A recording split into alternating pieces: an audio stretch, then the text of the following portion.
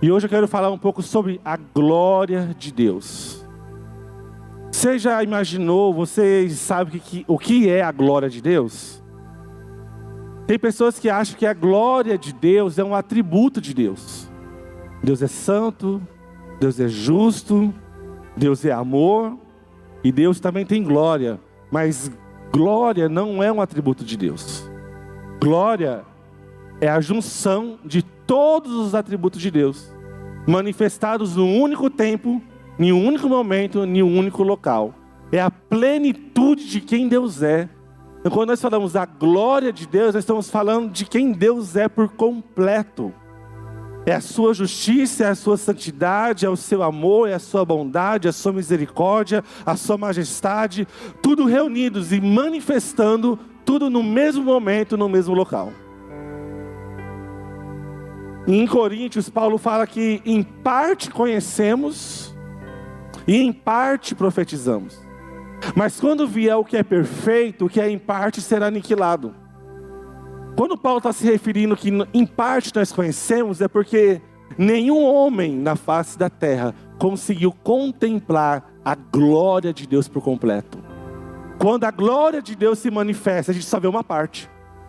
E é por isso que você vai ver várias visões dos profetas, e cada visão, embora seja semelhante umas com as outras, elas têm umas diferenças. E outras visões, quando a pessoa vê a glória de Deus, é distinta da visão de outro profeta. Imagina que seja um cubo. Se você vê o cubo de frente, você vai ver um dado, vamos supor um dado. Se você vê o dado de frente, você vê o número. Se você vê o dado de trás, você vê outro número. É assim a glória de Deus. Ela se manifesta, mas nós temos uma visão limitada daquela glória. É por isso que lá em Isaías ele fala: eu vejo o Senhor sentado no alto e sublime trono. E hoje eu quero ler com vocês a visão do profeta Ezequiel, quando ele viu a glória de Deus. Então abra sua Bíblia lá em Ezequiel capítulo 1, a partir do verso 10. Ezequiel capítulo 1, a partir do verso 10.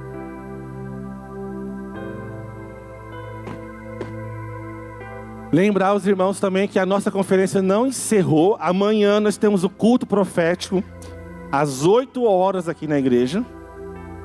E terça-feira o encerramento também com outro culto profético, às 20 horas, 8 horas da noite. Tá? Eu sei que muitos aqui, quando era do mundo, ficavam até tardão no carnaval. Então vem ficar com o Espírito Santo, meu irmão. No carnaval, nesse período, vem ficar com o Espírito Santo. Carnaval é festa da carne. E nós temos que matar a nossa carne e deixar o nosso espírito viver, amém? Então amanhã, 8 horas, e terça-feira também, 8 horas da noite, encerrando esse tema, transformados pela glória. Quem achou, diz amém. Quem não achou, diz misericórdia. Amém, todo mundo achou. Ezequiel 1:10 diz assim: cada um dos 4 seres viventes tinha rosto humano, cada um dos 4 seres tinha rosto humano na frente, rosto de leão à direita, rosto de boi à esquerda e rosto de águia atrás.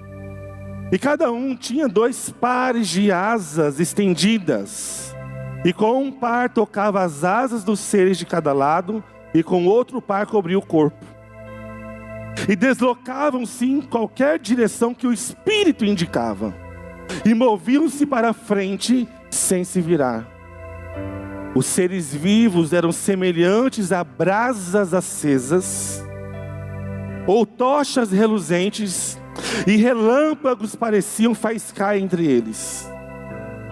Os seres vivos se deslocavam de um lado para o outro rapidamente, como relâmpagos. Enquanto eu olhava para esses seres, eu vi 4 rodas que tocavam o chão junto a eles, uma roda para cada um. As rodas brilhavam como se fossem feitas de berilo, e as 4 rodas eram semelhantes e feitas da mesma forma.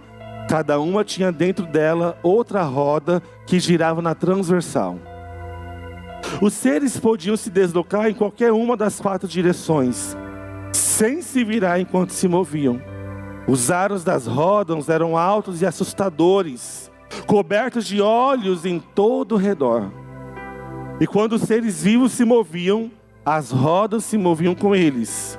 Quando eles voavam para cima, as rodas também subiam. O espírito dos seres vivos estavam nas rodas. E aonde quer que o espírito fosse, as rodas e os seres vivos o acompanhavam. Quando os seres se moviam, as rodas se moviam. Quando os seres paravam, as rodas também paravam. Quando os seres voavam para cima, as rodas também subiam, pois o espírito dos seres vivos estavam nas rodas. Você consegue imaginar essa visão? Você consegue imaginar o profeta olhando para essa cena de seres, de um ser que tinha 4 rostos, em cima de 4 rostos tinha rodas, e dentro da roda tinha outra roda, e nessas rodas tinham olhos. Isso é a glória de Deus que o homem tenta explicar com palavras que nós temos, mas não consegue explicar ainda. Essa é a limitação do nosso Deus. Uma das coisas incríveis sobre Deus é que, como diz aquela música, ninguém explica Deus. Nós temos uma visão tão limitada de quem Deus é e da glória que Deus tem, que o que nos resta é tentar transcrever com as nossas palavras e com o nosso conhecimento quem Ele é e como é a sua glória. Mas essa visão do profeta Ezequiel, ele vai trazer 4 faces da glória de Deus, que representam 4 unções. Aqui nós vemos 4 rostos de seres vivos. Nós temos o rosto humano, que está à frente, o rosto do leão à direita, o rosto do poio, do touro à esquerda, e o rosto da águia atrás. Eu acredito que daqui até para o final do ano a gente vai pôr mais os rostos aqui. Já tem o leão, a águia já está na abertura, está faltando o touro e o homem para a gente colocar aqui na nossa igreja. Essas 4 faces, elas vai representar, e essa é uma parte, porque a glória de Deus é muito maior do que isso que eu vou falar hoje aqui. Já se entende isso? A glória de Deus é muito mais do que nós vamos estudar aqui hoje, através do profeta Ezequiel.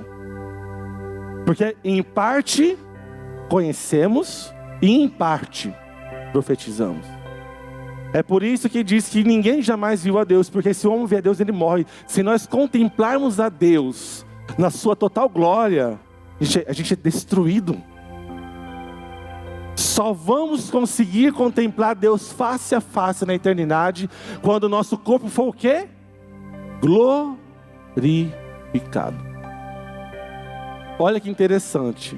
Nós só podemos ver a glória de Deus quando formos glorificados. Quantos aguardam para esse momento de ser glorificado? Receber um corpo glorioso. Meu irmão, quando você receber o corpo glorioso, você vai estar diante da glória de Deus por completo, não só em parte. Então você vai ver Ele como Ele é verdadeiramente. E os nossos olhos vão poder contemplar a face de Deus. Então eu quero trabalhar com vocês sobre essas 4 faces hoje. Porque quando nós somos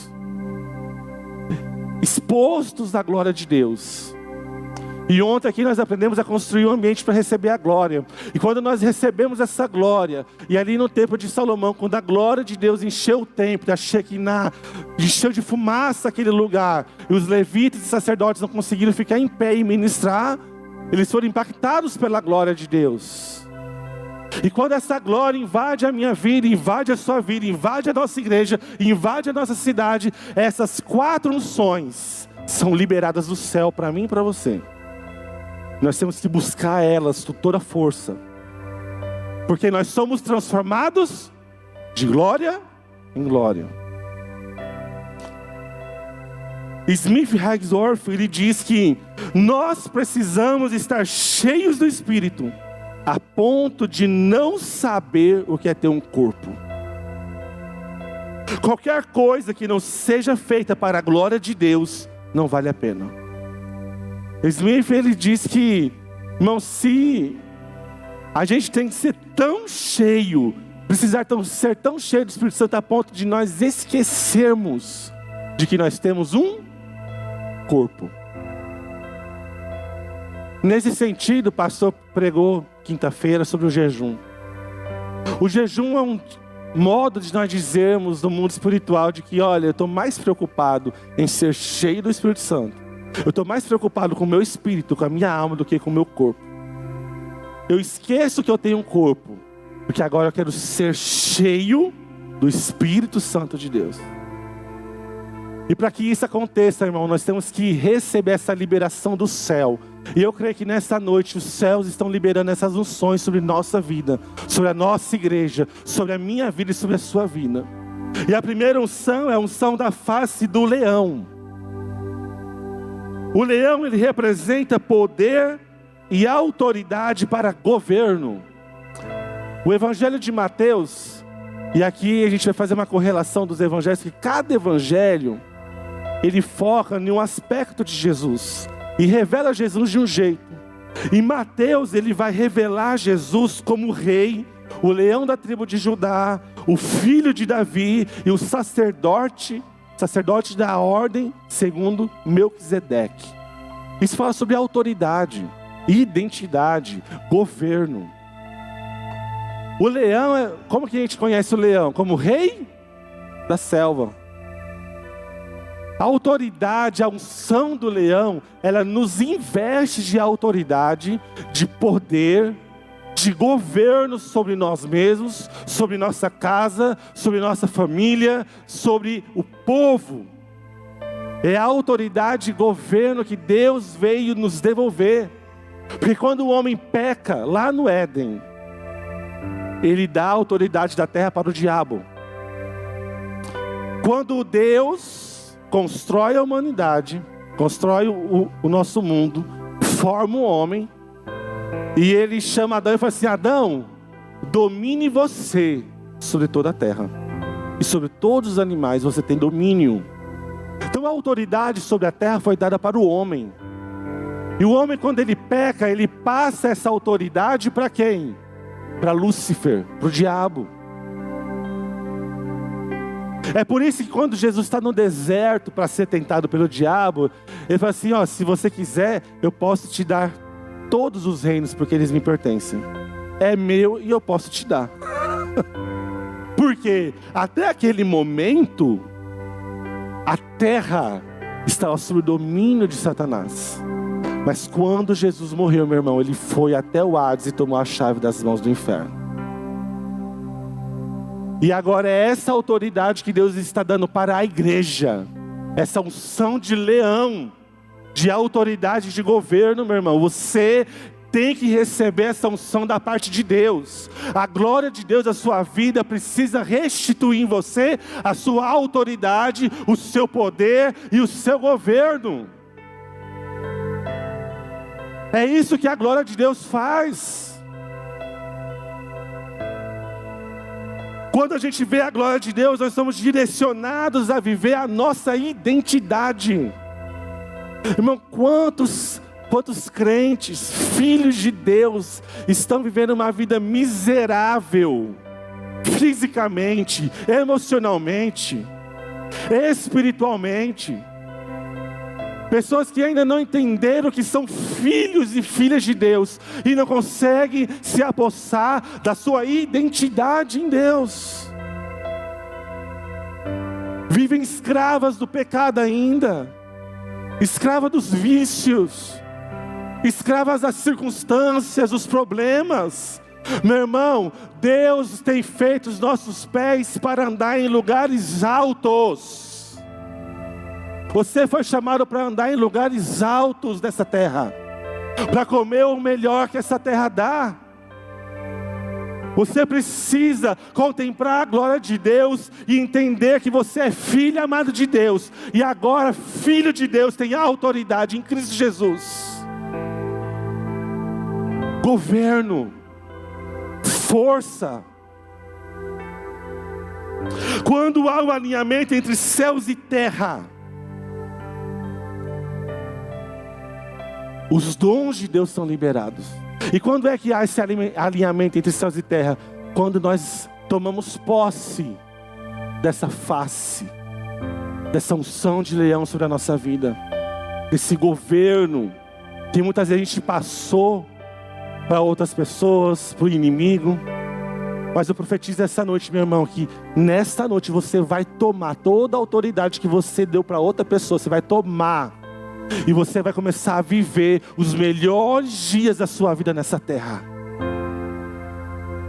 Se você entregou a autoridade para o pecado que tem na sua vida, para os problemas que tem na sua vida, para os políticos, não sei para que você entregou essa autoridade. É noite de Deus restituir a tua autoridade e você viver plenamente como filho e filha amada de Deus.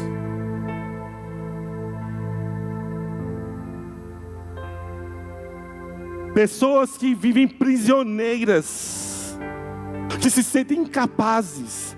Já conheceu aquele tipo de pessoa que nunca quer fazer nada na igreja porque acha que não dá conta?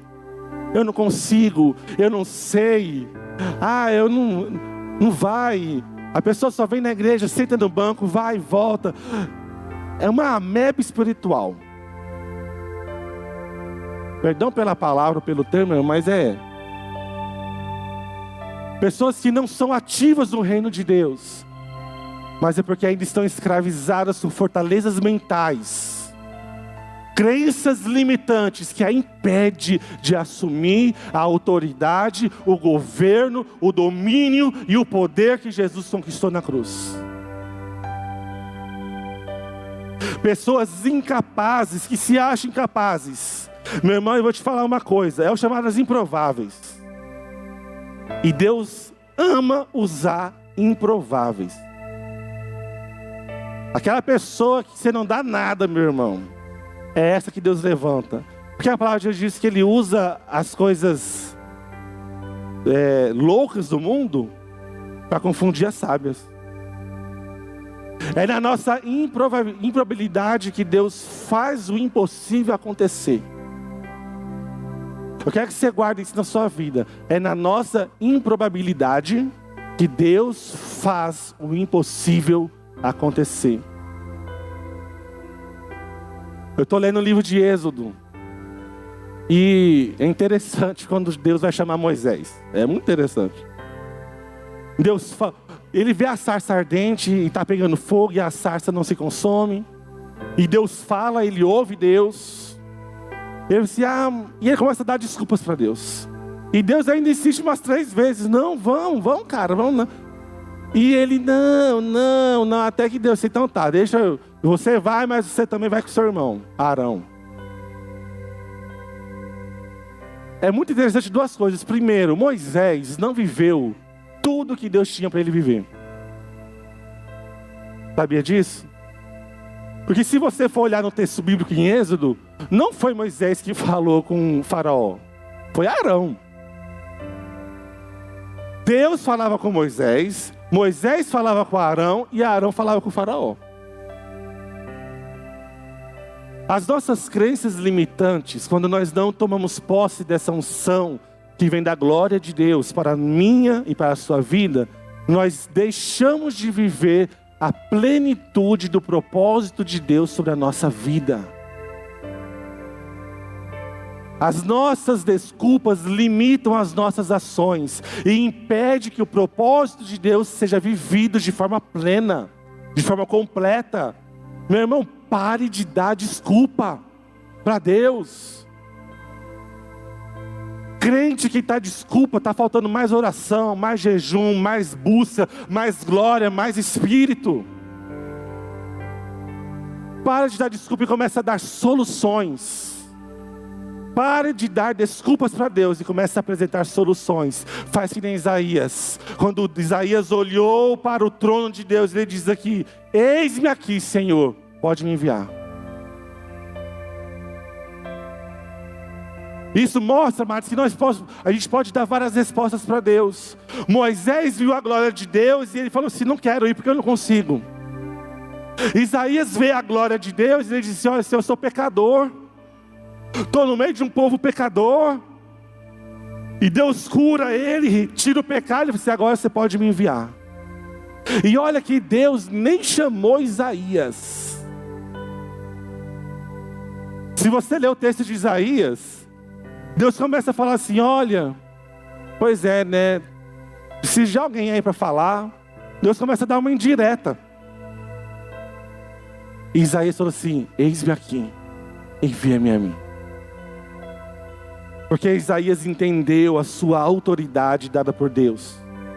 Ele foi exposto à glória e ele se apossou dessa unção que vinha da glória de Deus. A glória de Deus está sobre este lugar, meu irmão, e está irradiando sobre você essa unção de autoridade. Começa a se levantar da sua cadeira, começa a bradar, começa a dizer assim: Deus, eis-me aqui, pode me usar, porque eu creio que eu sou teu filho, eu creio que sou tua filha, e a partir de hoje eu vou fazer cumprir o teu propósito.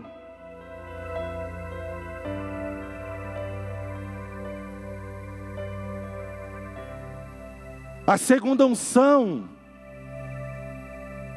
é a face do touro, a unção do touro. Temos a face do leão e agora temos a face do touro. E a face do touro vai representar força, humildade para o sacrifício, porque a tradução pode ser tanto para touro como para boi. E o boi e o touro, eles têm essa ideia de ser forte. Representa força.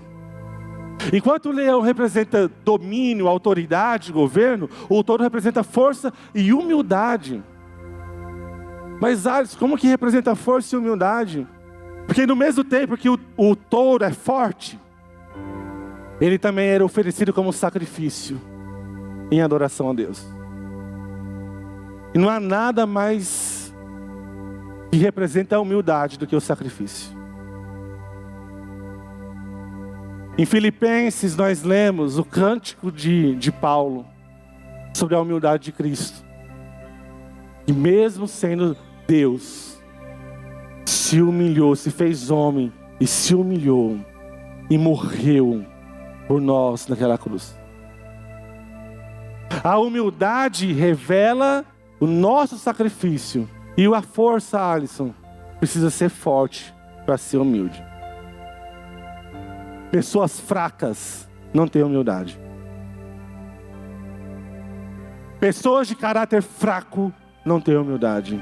Somente pessoas fortes conseguem viver humildemente sobre a terra. Eu não estou falando de força física, estou falando de força moral, força emocional, força de caráter. Hoje nós vemos aí na nossa sociedade que ser homem é pegar o maior número de mulher possível, é bater no outro, é demonstrar força física. Tanto é que quando o homem trai a esposa, ele é até aplaudido pelos amigos. Não é verdade? Quando a mulher trai, a história muda.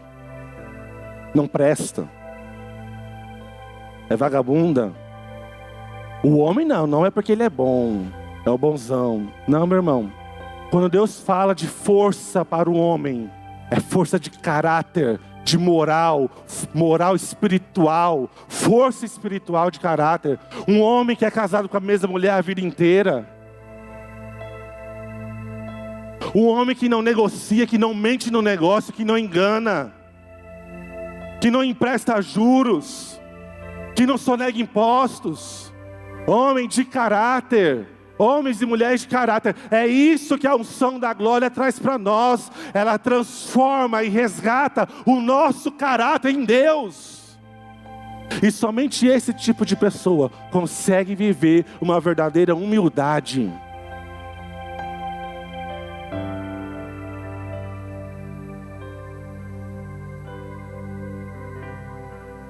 Talvez, amados, a sua personalidade, a personalidade daquele que é forte e humilde, é aquela personalidade que consegue abrir mão dos seus direitos.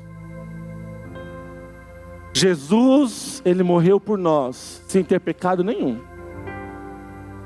Ele abriu mão do direito de viver e morreu por nós. Eu não sei com quem que eu estava comentando esse tempo atrás, de que a coisa mais triste que eu vejo hoje entre os crentes, entre a igreja de Cristo na terra, principalmente na igreja brasileira, esse senso de querer ter direito. Já parou para ver, Zé, que o crente ele bate na tecla para ter direito?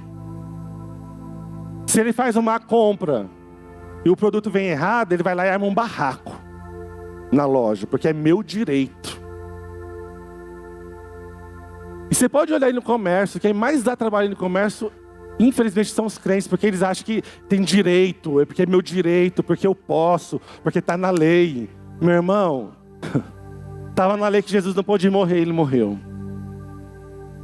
Ser forte e humilde é abrir mão do seu direito muitas vezes. É abrir mão daquilo que você pode ter, mas você abre mão por causa do outro. É você abrir mão de você mesmo.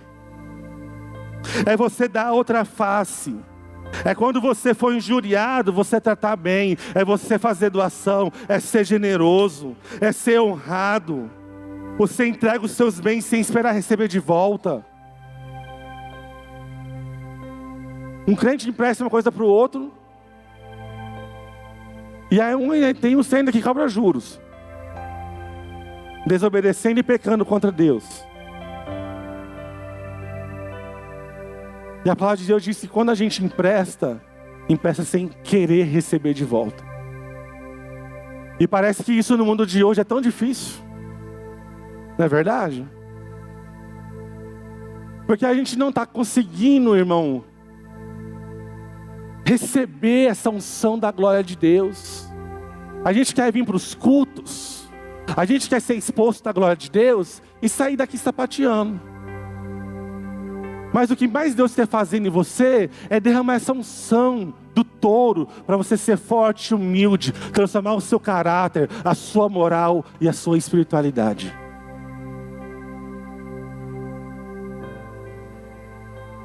Essas características hoje parecem loucura. Gente, crentes que entram na justiça para poder querer ter o seu direito cumprido. Negue-se a si mesmo. Tome a minha cruz, siga-me. Vocês não estão ouvindo Jesus? Vocês não estão ouvindo Jesus? O preço do discipulado de Cristo é esse. Negue-se a si mesmo. Tome a sua cruz e siga-me. Não tem como nós seguirmos Jesus se não negarmos a nós mesmos. Ontem eu estava falando aqui para nós construirmos uma mente de glória. Não tem que parar de ser egoísta. Vai fazer uma cotinha, divide até os centavos.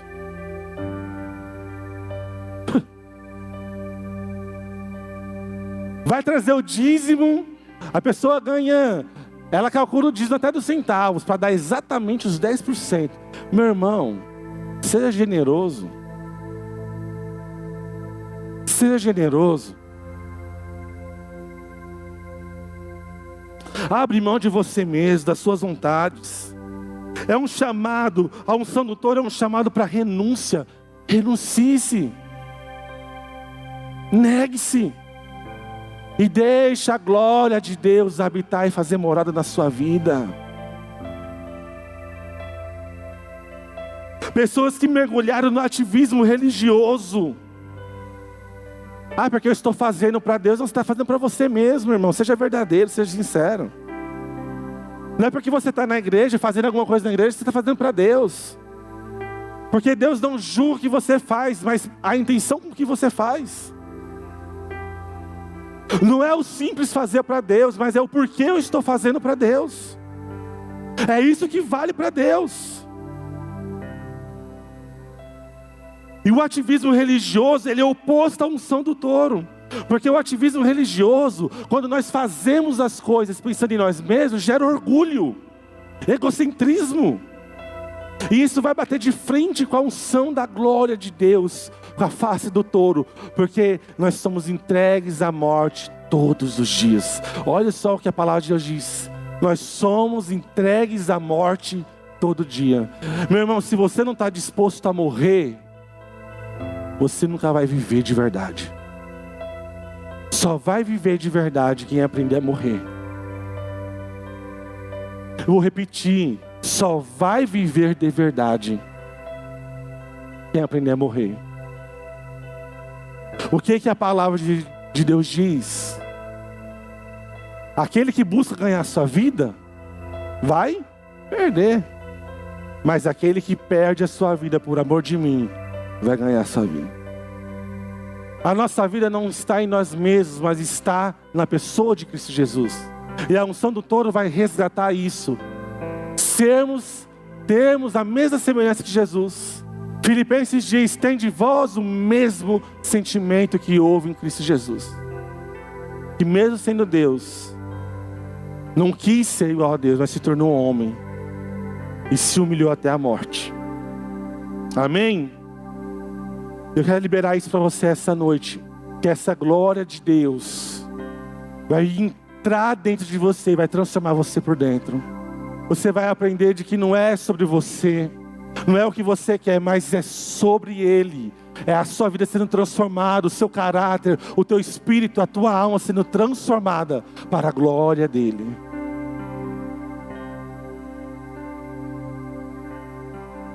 John Wesley diz, eu me coloco em chamas e o povo vem para me ver queimar. Você quer testemunhar Jesus? Quer pregar o evangelho? Coloca fogo em você. Fazendo um comparativo no mundo físico, quantos lembram aqui daquele rapaz que colocou fogo no corpo e se jogou aqui no lago? Todo mundo quer ver um show de pirotecnia. Uma pessoa pegar, se alguém aqui levantar, pôr fogo em si, todo mundo fica assim, olha, vai impressionar todo mundo, não vai? As pessoas ficam chocadas com isso, quem é que vai colocar fogo em si? O mesmo jeito, meu irmão, é que nós temos que fazer com o Espírito Santo. Coloque o fogo do Espírito dentro de você. E as pessoas vão se juntar para ver você queimar. E você vai evangelizar e pregar e anunciar e testemunhar a Cristo. Ah, eu não sei falar. Não, só coloca fogo. Só põe fogo em você, meu irmão. E as pessoas vão se juntar. Jonathan Edwards, ele diz que Deus preza a santidade na criatura. E a santidade em essência é prezar a Deus. Deus preza a santidade em nós. E a santidade em nós é uma forma de nós prezarmos a Deus. Então quando você diz que você ama a Deus, que você quer ver Deus, que você quer desfrutar da presença de Deus, você busca a santidade. O ministério que nada custa, nada realiza. Homens fracos no espírito têm ministérios medíocres, caídos, fracassados. Somente uma pessoa que arde em Cristo Jesus, com a chama do Espírito Santo de Deus, revestido da glória de Deus, cheio da glória de Deus, pode ter um ministério que exala a unção da glória de Deus. É muito simples isso, meu irmão. Porque para nós termos glória de Deus, há um preço a ser pago. Ah, mas o preço já foi pago na cruz. Para o perdão dos pecados e a salvação, sim. Jesus morreu na cruz para te salvar. Mas para você ser cheio do Espírito Santo, mas para você receber galardão no céu, se esforce, irmão. Porque a única coisa de graça no reino de Deus chama-se salvação. Todo o resto é meritocrático. Só a salvação é de graça. Mas você ser cheio do poder do Espírito Santo de Deus requer de você muita renúncia, muita oração, muito jejum, muito estudo da palavra, praticar disciplinas espirituais. A terceira face da glória de Deus que nós lemos aqui em Ezequiel é a face do homem e representa a humanidade perfeita em comunhão perfeita com o divino. A face do homem revela o homem que nós devemos ser em Deus. Jesus ali no livro de Lucas representa Jesus homem. nascido de Maria, foi tentado ali no deserto, em tudo foi tentado, mas venceu. Jesus foi 100% homem. E se você ler os evangelhos, você vai ver algo interessante, que toda a vida e ministério de Jesus, ele foi guiado pelo Espírito Santo de Deus. Agora eu te pergunto, se Jesus, sendo quem ele era, precisou ser guiado pelo Espírito Santo, quanto mais nós não precisamos disso? Quanto mais nós não precisamos disso?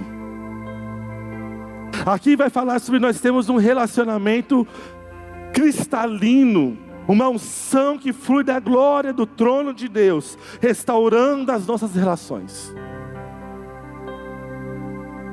Porque quando nós somos o homem que Deus desejou que nós sejamos, as nossas relações são restabelecidas. No meu devocional, eu estou lendo, estava falando sobre as bem-aventuranças, e uma delas é bem-aventurados pacificadores.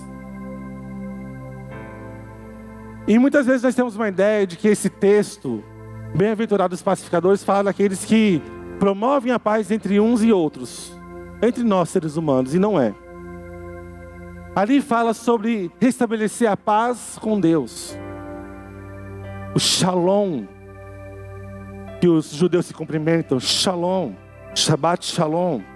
A paz é restaurar a paz do homem com Deus.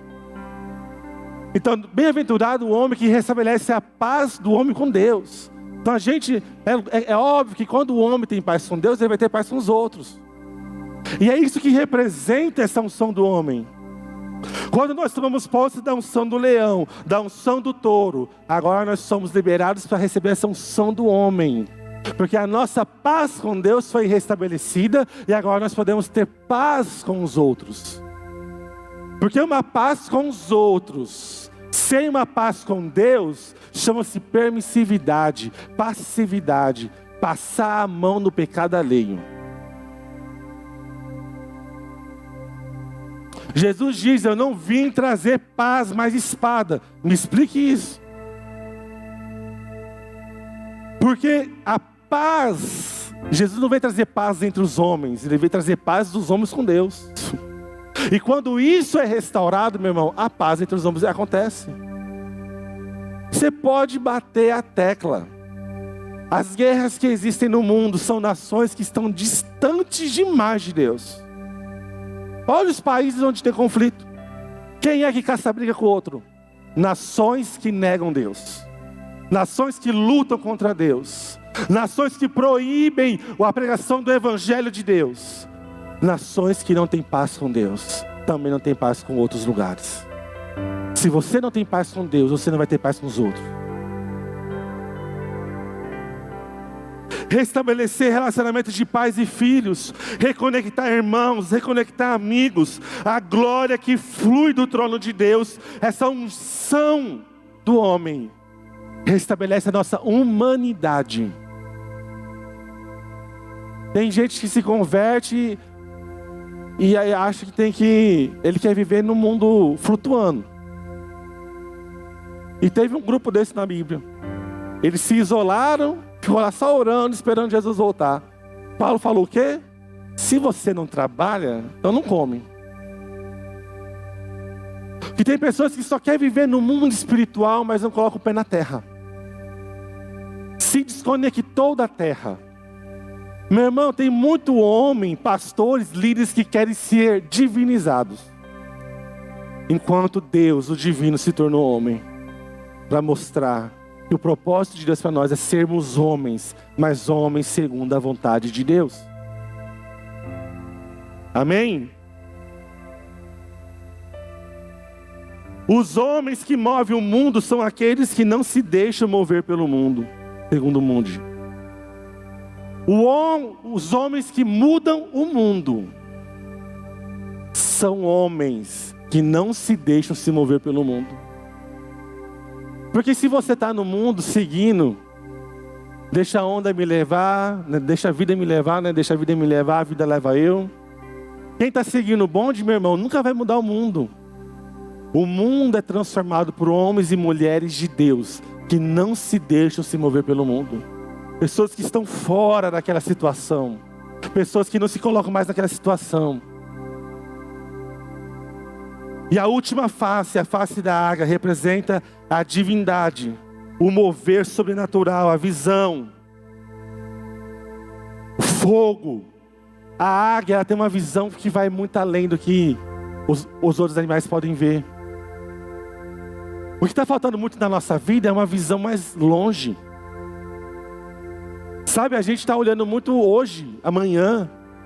Eu tenho conta para pagar amanhã. Eu tenho conta para pagar depois de amanhã. Eu tenho não sei o que para amanhã.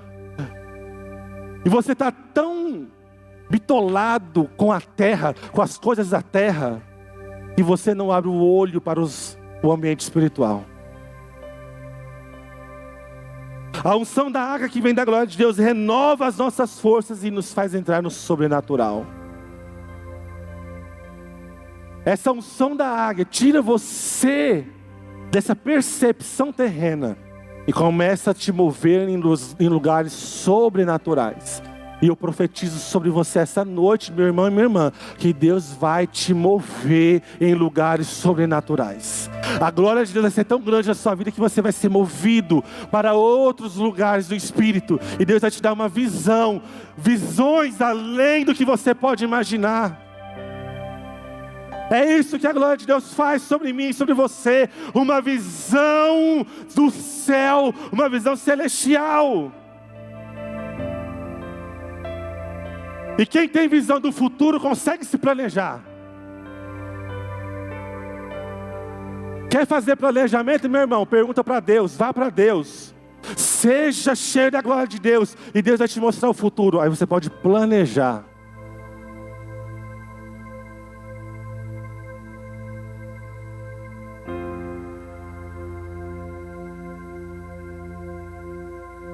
George Whitefield, ele diz que Deus não fará que passemos pelo fogo, se não houver algo a ser purificado. E a grande virtude é aprender a glorificar a Deus no meio do fogo. Portanto, glorificai a Deus no fogo, suportando com quietude a aflição como uma disciplina. É isso que a unção da águia nos dá. Ela nos faz passar pela prova do fogo. Mas a gente passa, porque a gente sabe o que vai ter lá na frente. O crente que tem a unção da águia, meu irmão, ele tá no meio do problema, está na dificuldade, e faz que nem o irmão Lázaro. Vou passando pela prova dando glória a Deus. Vou passando pela prova dando glória a Deus. Porque ele sabe que depois da prova vem a vitória. Depois da dificuldade vem a bênção. Depois do caminho de dificuldade, a glória do Senhor vai se manifestar sobre a vida dele. Não importa a provação que você tem passado, quais são as chamas que têm ardido na sua vida, o em nome do Senhor Jesus não é passageiro, mas a glória de Deus é eterna sobre a minha e a sua vida. Não deixe que as circunstâncias do tempo presente, que as dificuldades do hoje, impede você de desfrutar da glória de Deus.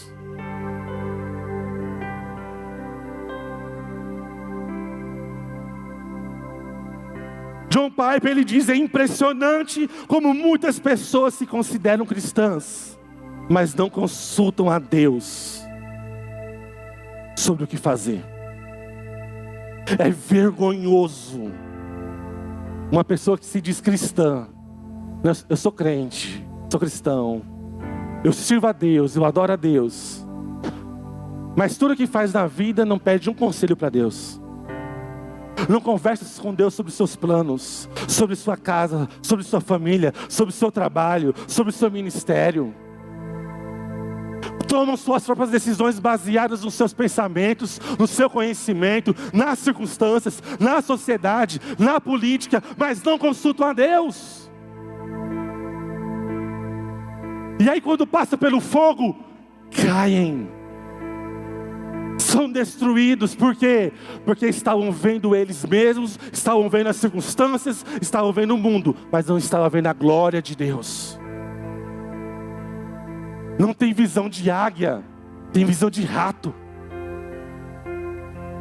Sabe como que é visão de rato? Quem já leu aquele livro, Quem Mexeu no Meu Queijo? Conta a história dos ratinhos. Não é ratinho da TV não, tá, gente? É ratinho bichinho mesmo. Pra quem trata com esses bichos aí, né, mais pessoal de sítio, é interessante. Se você vê um rato andando em um muro, ele faz aquele caminho sempre. Ele vai e ele volta. Se você quiser deixar um rato atrapalhado das ideias, coloque uma bacia em cima do muro. Ele vai chegar, ele vai olhar, ele só olha aqui, ele vê a bacia, pensa, ixi, não tem mais caminho. Ele pega aí.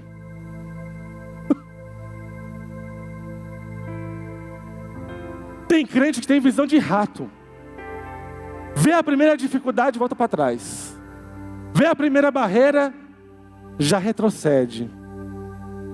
O irmão olhou estranho, não vou mais na igreja. Pastor não me cumprimentou, essa igreja não presta, o pastor não presta. Mas homens e mulheres que têm visão de águia, vê além dos problemas, vê além das dificuldades. Porque eles estão olhando para a glória de Deus, não é para as circunstâncias.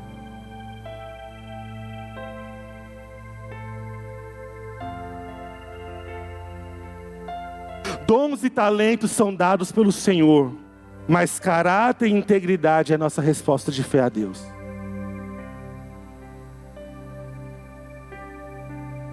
Sabe de uma coisa? Você já imaginou que se tivesse uma ferramenta chamada glorômetro para medir o nível de glória?